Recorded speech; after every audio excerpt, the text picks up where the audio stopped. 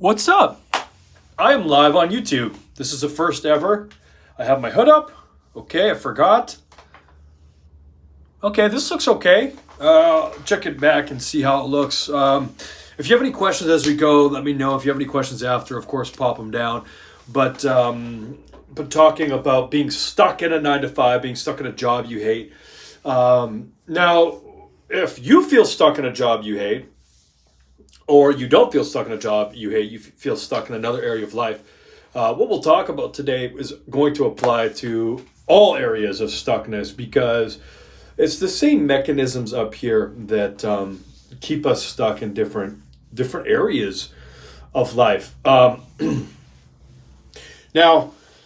there's the external circumstance of feeling stuck, like feeling stuck with our health or lack of, let's face it. Feeling stuck in a job, feeling stuck in a blah, blah, blah, blah, blah, blah, blah. There's like these external circumstances that we feel stuck, but then there's the internal tension of stuckness. And the internal feeling of being stuck is brutal. It feels like this. It feels like, limiting, kind of sad. And what I want to suggest to start is that part of you that is keeping you stuck is just a pattern. It's a pattern of thought, action, belief, and then probably a self-concept, so an identity level statement that is a pattern kind of within you. And it's probably unexamined, so we're probably not conscious of it. And then it's running our lives. So this old pattern is running our lives, and we're kind of bound to this pattern. So what's implied here is that the pattern, it's not you. You're behind the pattern or beyond the pattern, which means there's hope, which means we can change, we can do anything that we want, but not unless and until we understand the pattern and how it's affecting us in our lives. So I'll talk about me for a second, how this belief showed up in my world, the consequences of the belief, and then we'll turn it over to you, so maybe you can see. Now, before we jump into it, like I mentioned a minute ago, a lot of us are unconscious of these patterns. So we have to become conscious of them in order to work with them. Okay, it's like if your car is broken, you don't see the problem, or you can't work on the problem. It's the same kind of thing. That is a terrible analogy. But the same kind of idea applies. We need to see what's going on to even have a chance to work with it. So we have to develop the skill of self-awareness. And notice what I just said. We have to develop or cultivate the skill. The beautiful thing about skills is that any skill can be cultivated and developed. So again, it just breeds hope. And sometimes when we feel stuck, the thing that we need most is hope. And why do we feel stuck in the first place? Part of you, the part that is behind the pattern, the bigger you, wants more for you, wants different for you. It wants a new experience of itself and of life. Okay, and then there's a different part of you, the pattern, that is like, no, this is safe. We know this. If we lose this, not only do we step into the unknown, which is scary for the brain, okay? The unknown is like, it's threat. So your brain doesn't like threats, so it'll do everything it can to make you feel safe. But you're also going to lose the pattern. You're also going to lose that part of you that's keeping you stuck, which is in a way a death. And our brain doesn't like death because remember, its job is to keep you safe, or designed to keep the pattern within you intact, because it's all that it knows in some cases. So this is scary stuff. So what do we do? It's a good question. First of all, we have to see the beliefs, the perspectives, the patterns within us, so that we can start to see if they're serving us. So let me talk about me for a second, and then hopefully you can take the idea and apply it to yourself. So I recognized that I had this belief within me that was like this. Playing on stage with my favorite band in the world, the Dave Matthews Band, is impossible and it can never happen for me. So that was a belief. Now, I want to float this idea out to you that our limiting beliefs, okay, that's a limit, that's a self-imposed limit. Now, they only seem to vary in magnitude. They only seem to vary in magnitude. Let me explain. I'm 36 now, so when I was 28, I had this belief, and it remained intact for my life until then, basically 28 years. You could say, like, I don't know, 23 conscious years. So had this belief that I could never play music on a stage, that playing on a stage was impossible for me. Now, there's many reasons I had this belief. One of them was that I thought that if I was on a stage, I had to be perfect. I had to play music perfectly. And I knew that I could never play music perfectly. And so I could never be on stage. Period. A stage in front of one person, I would just die. So that's an erroneous belief. Maybe you can see that is crazy. That doesn't even make sense. Beliefs don't make sense. And yet we believe them. Hence the word belief. So did work around that, got on stage, yada, yada, yada. And then I recognized relatively recently, like 4 months ago or something, that I had this limiting belief. And here's what it sounded like. Luke, you can't play on stage with your favorite band in the world, the Dave Matthews Band. Now, how did I become conscious of this belief? Now, this is the first step. We have to become conscious of the truths that we hold for ourselves and of life. So how did I become conscious of this? Well, I was presented with a different perspective. Let me explain. This person in my life was like, hey, now this person knows my music and they've heard me play. And they said, hey, you should play on stage with the Dave Matthews Band.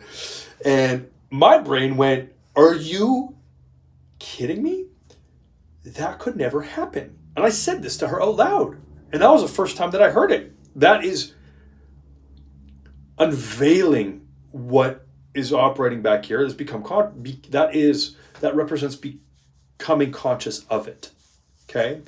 So, oh no, you could never do that. That would never work for you.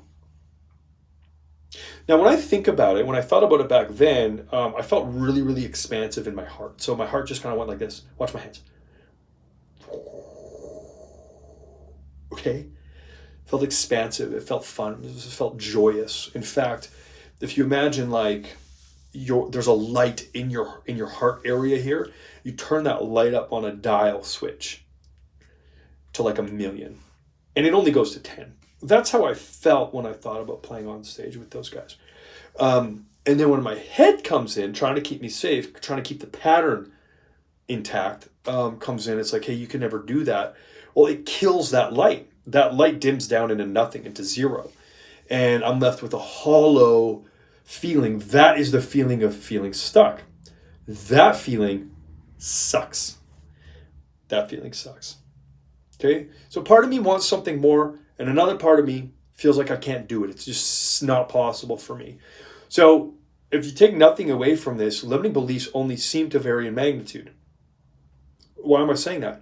Well, both of those beliefs, you can't play on a stage, period, and you can't play on stage with the greatest band in the world, the Dave Matthews Band. Now, those beliefs both exist in a frame of my mind here as a string of words that I've imbued with the creative force and power of the universe, which is limiting me.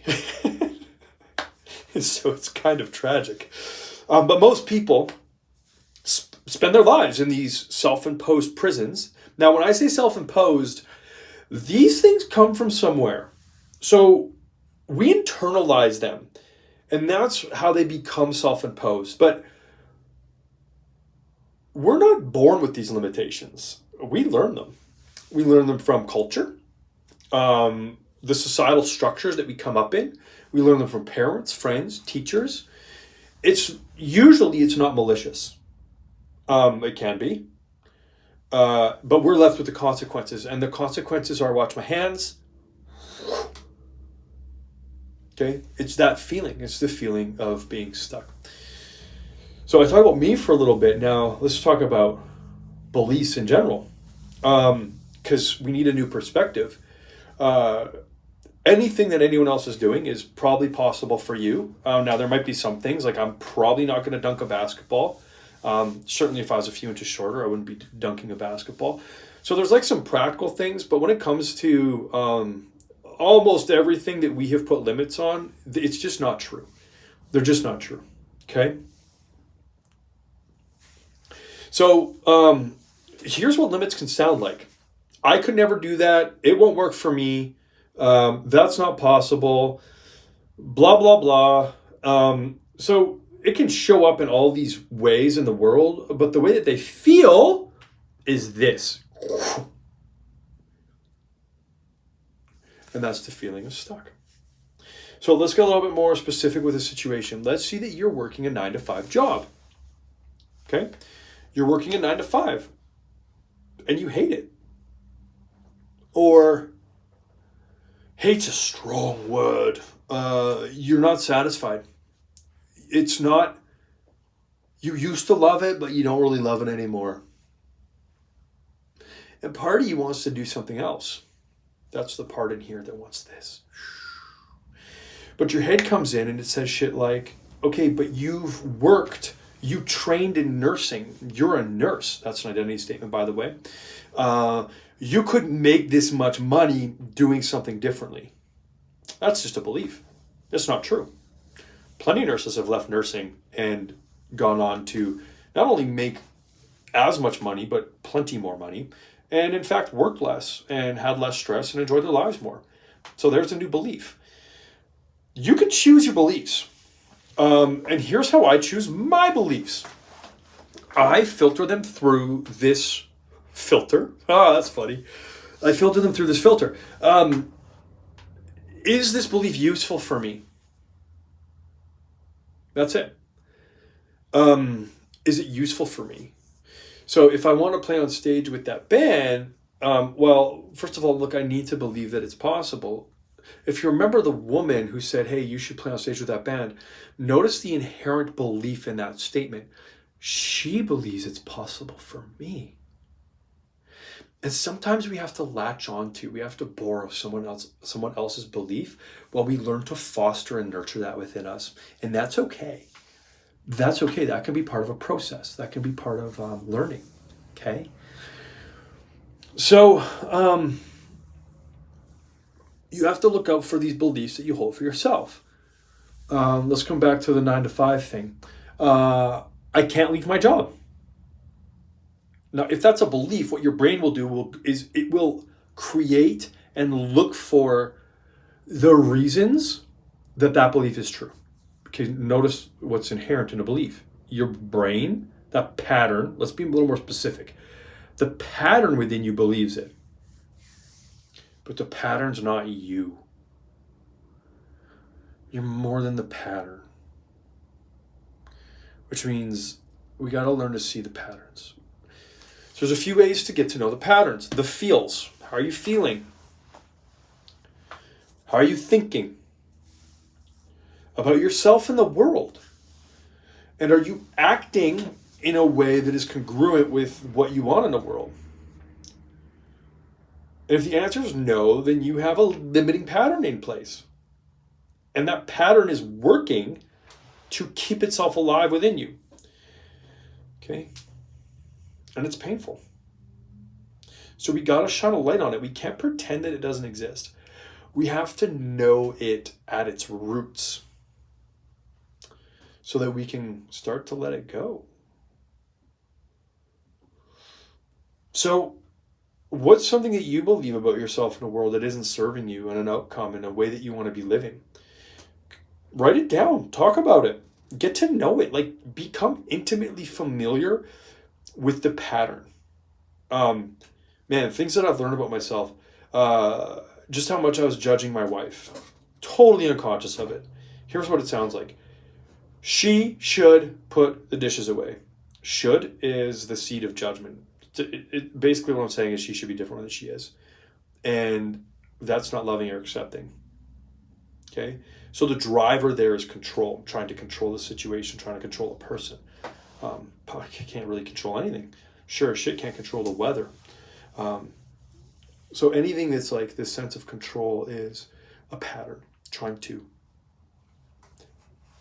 hold on for dear life, for its life, not for your life.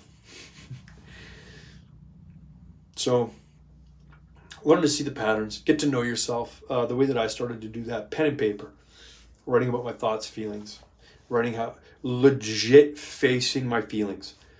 How are you feeling?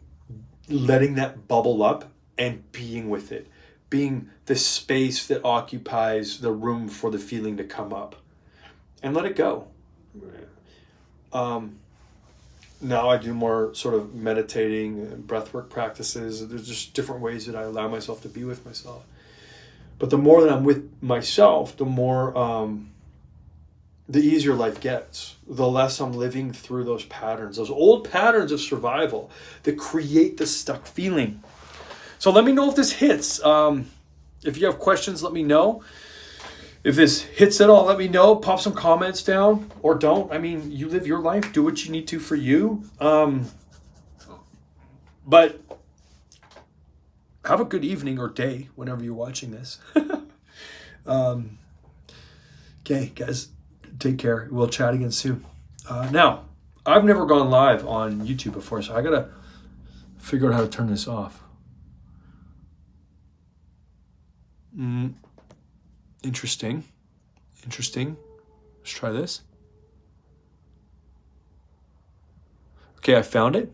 So I'm going to say goodbye now. Goodbye.